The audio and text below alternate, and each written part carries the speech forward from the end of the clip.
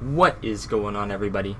My name is Tyler.psd, and today I'm going to be showing you how to set up your Logitech G27 racing wheel with Project Cars for the best, or optimal I guess, settings and the most realistic driving experience. Now to start, you're obviously going to need the wheel, the Logitech G27, and the Logitech profiler here, which you can download off the internet, or it'll give you instructions on the instruction booklet or the quick start booklet with your Logitech G27. So once you have that downloaded, then you're pretty much ready to go. And of course you have to have Project Cars, but I'm sure you guys are looking this video up because you have it already. So first we're going to want to make a new profile in the Logitech profiler, specifically for Project Cars. And now before we get into it, I just want to say that the developer of Project Cars has made games in the past where it has been, especially for the Logitech G27 racing wheel, out of all the racing wheels you can get, it has been extremely difficult to fine-tune the wheel to the physics that this game developer has put into their previous games.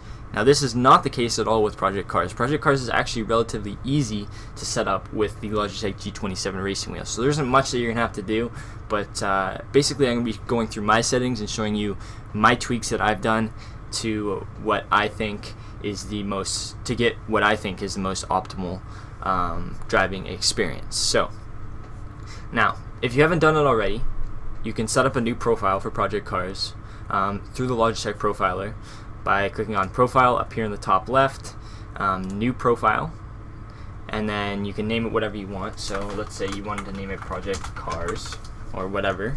Then you can go ahead and do that. And you want to click Browse here, and now you're going to look for your Project Cars executable file, which you open through Steam or whatever way that you open the game, and you're going to look for that file. So it should be in Project Cars in the common Steam apps in your program files, but if you've installed it somewhere else, then obviously you got to check there. So what you're going to want to find is you want to go to the pcars file, and you want to scroll all the way down to the bottom. Now there are two files here. One is 32-bit and one is 64-bit. Now I'm assuming that the majority of you guys that are watching this video are running a 64-bit operating system. If you don't know what operating system you're running, you can go into your system files in the control panel, and it'll tell you whether you're running a 64-bit or a 32-bit. But most of the time it's going to be 64-bit, and I'm sure that you guys, if you're looking up this video, know that already. So I'm running a 64-bit operating system, so I'm going to click on the pcars64.exe. I'm going to select that and click Open, and it's going to appear down here. So before you click OK, you're going to want to select this right here, which is what you just opened, and then you're going to click OK. Now, I already have an existing profile called Project Cars that is using this. It's not going to show this message for you, so I'm going to click No because I've already made a profile. But once you're done clicking OK there and you've created your profile, then you can go into Profile, select Profile, and then go down to your Project Cars. Now, after you've done that, you're going to want to edit a couple things in the Logitech profiler before we jump right into the settings in game. First thing you're going to want to do is click on Edit, Specific Game Settings, and you're going to copy down the settings that I have here. Now, you're not going to use any force feedback settings here specifically for the game, because we're going to be doing that in the global settings, but you are going to click on Use Special Steering Wheel Settings.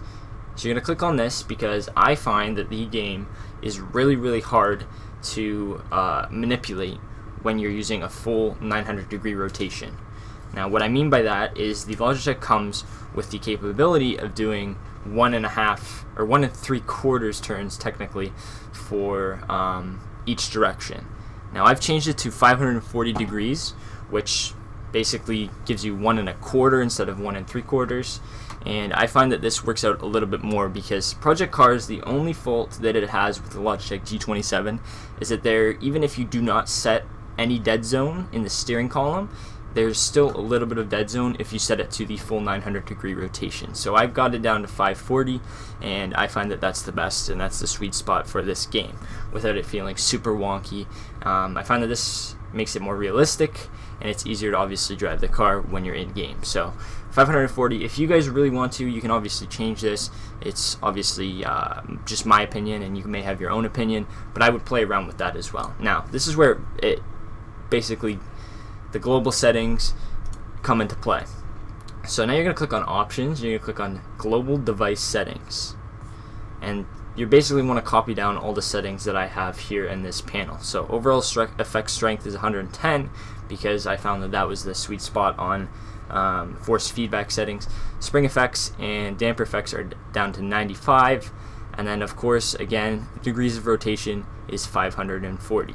And you are going to enable a centering spring in force feedback games, but you're going to put it in to 0, and that's just basically telling the game that you want a centering spring, and the game is going to take over for that. So go ahead and click OK, and those are the settings that you're going to want to keep until a little bit later, which I'm going to tell you.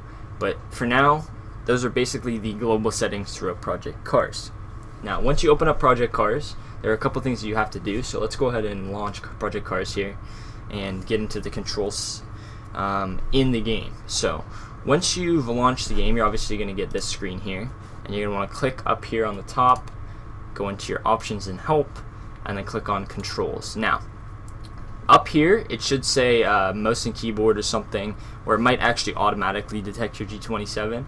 But if this setting, or if the control scheme isn't set to Logitech G27 already with separate pedals, then go ahead and switch it to that. Now, you're not going to want an automatic clutch unless you really want to defeat the purpose of having a clutch on your racing wheel, and you obviously spent that much money on a special racing wheel so you can have a clutch.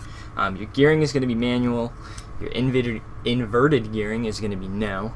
I don't even know why they have that option, really, because even if it's on the left, you're still using the same gearing.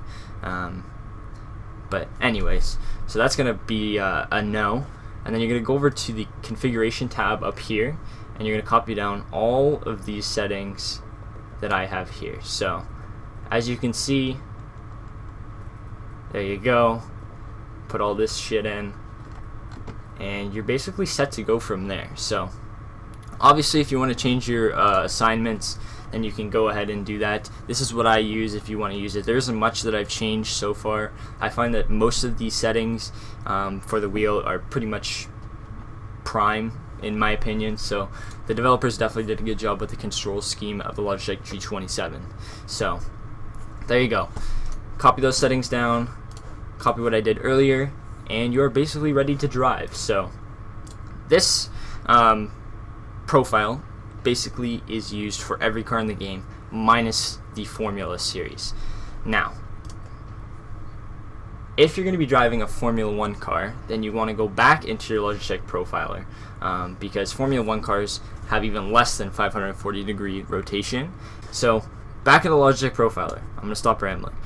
Click on edit again, specific game settings, and what I like to use when I'm driving a Formula 1 car is 180 degrees of rotation. The reason for this is because Formula 1 cars are very twitchy and quirky, and you have to be able to maneuver them as fast as you possibly can. So if you're cranking the wheel every time you try to take a turn in a Formula 1 car, it's obviously not going to work out as well as if you're just turning the wheel slightly. So 180 degrees I find is the sweet spot, and you have to change it in both global device settings and in the other settings as well, in these game specific settings. So we're going to go down to 180 degrees, and you're just going to click OK. And then obviously when you want to go back to using something other than a Formula car, you turn that back up to 540. And that's basically it. All you have to do is, like I said, copy all the things that I had, and then go in between 180 and 540 degrees, whether you're driving a Formula car or you're driving something else. And obviously you guys may have different preferences on what kind of degrees you want to use. Maybe you like having the steering wheel match exactly the in-car game, but most of the time I actually don't drive cockpit view because I don't find the point when I have a steering wheel and a clutch and a shifter right in front of me. But it's all obviously up to you guys whether you want to tweak anything in this tutorial, but this is what I find is the best and most optimal and most realistic settings for Project Cars. So thank you very much for watching. I hope this helped you a little bit. If you have any questions, obviously leave them down below in the comment section below, and I will try my best to answer them as quickly as possible. And yeah, if you guys liked the video, obviously give me a thumbs up. If you dislike the video, then give me a thumbs down, but subscribe anyways because I promise I grow on you. And I will see you guys in the next video. So take care and have a nice day.